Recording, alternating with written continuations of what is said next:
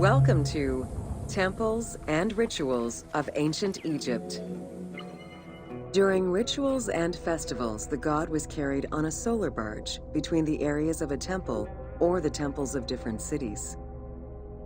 Funerary carvings and paintings covering thousands of years, as well as the Book of the Dead, depict the same ship and oar design.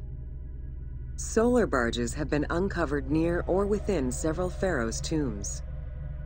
They were intended to carry the pharaoh into the afterlife.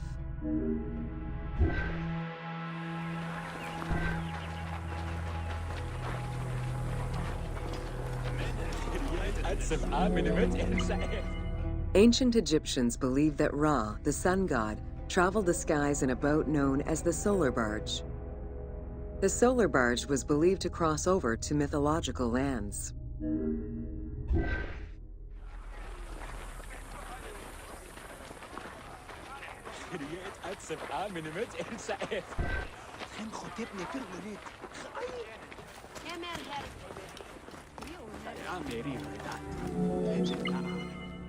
The god Ra believed mankind was conspiring against him.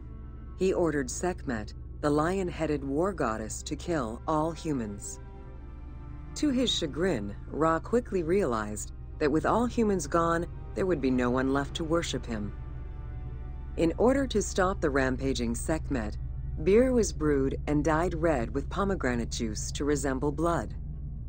Sekhmet drank every drop of the brew she could find, eventually passing out drunk. When she awoke, she was calmer, and her lion visage had changed into Bastet. The Festival of Drunkenness was celebrated in honor of that myth.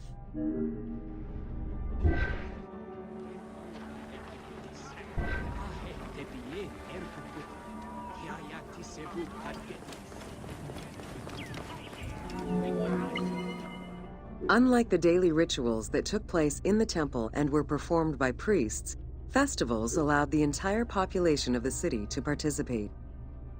Festivals helped mark the passing of the seasons in the agricultural calendar. In reflecting the cycles of life, festivals offered a sense of consistency and structure for the regular citizens, thus reinforcing the sense of order that pharaohs were to provide for the citizens of Egypt as part of their godly duties.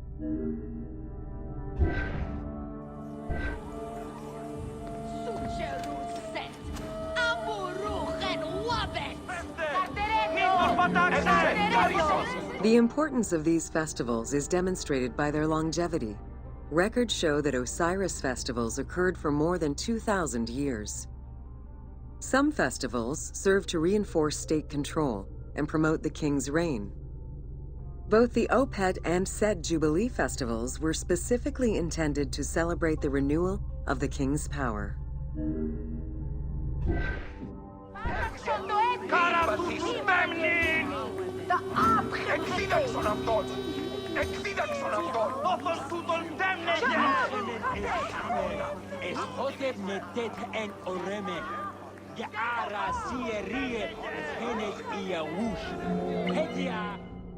The temple hierarchy consisted of high priests, several types of priests, scribes, and servants. The high priest was known as the prophet. Some divinities had up to 4 prophets, and they were the ones to perform the most advanced and complex rituals.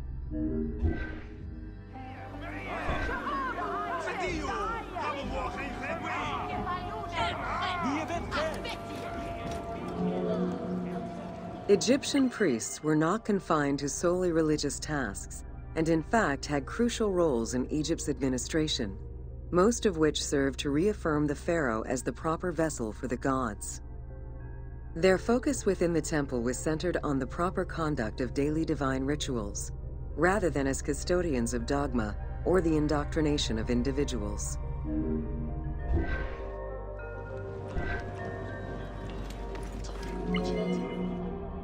Scribes were custodians of the sacred sciences. Some priests were associated with the funeral rites and were considered the group with medical knowledge. The servants of the Ka were low-ranking priests who carried food and offerings in funerary rituals. Lector priests were distinguished by their ability to read, and their main duty was to recite specialized religious texts in both temple and funerary rituals.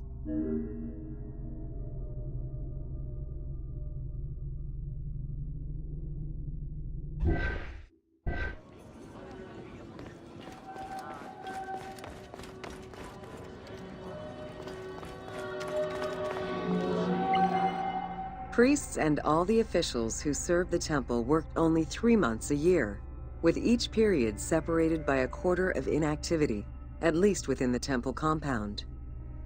Each outgoing group handed over the temple and their tools to the newcomers. Only the high priesthood remained in permanent office within the temple.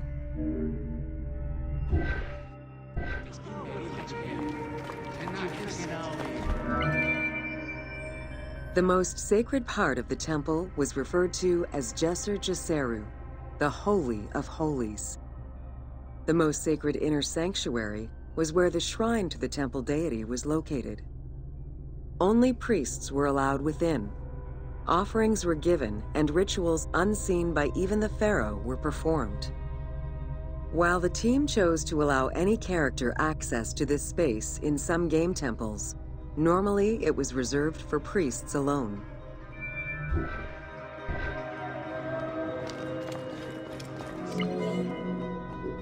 Pharaohs and their priests often chose the site of these sacred temples because of some mythological connection or an alignment with the cardinal points and certain stars.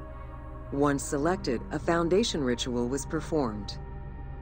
The pharaoh was required to complete 10 steps in the ritual, which required a mix of offerings as well as specific construction techniques. Once the temple was complete, construction of the chamber containing the shrine, or naos, began.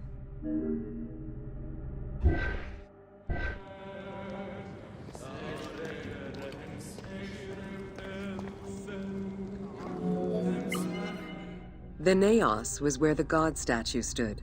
The representation of the deity was usually in stone or wood and decorated with gold, silver, and precious stones. Smaller temples had only one naos, while larger complexes, such as the Temple of Karnak, had many chambers to honor gods, such as Amun, Ptah, and Osiris. Each statue was believed to be a receptacle for the presence or essence of the god's Ka, enabling it to take a physical form. Through the statue, the god came to the shrine to eat, drink, and communicate with the pharaoh, or with the priests standing in for the pharaoh.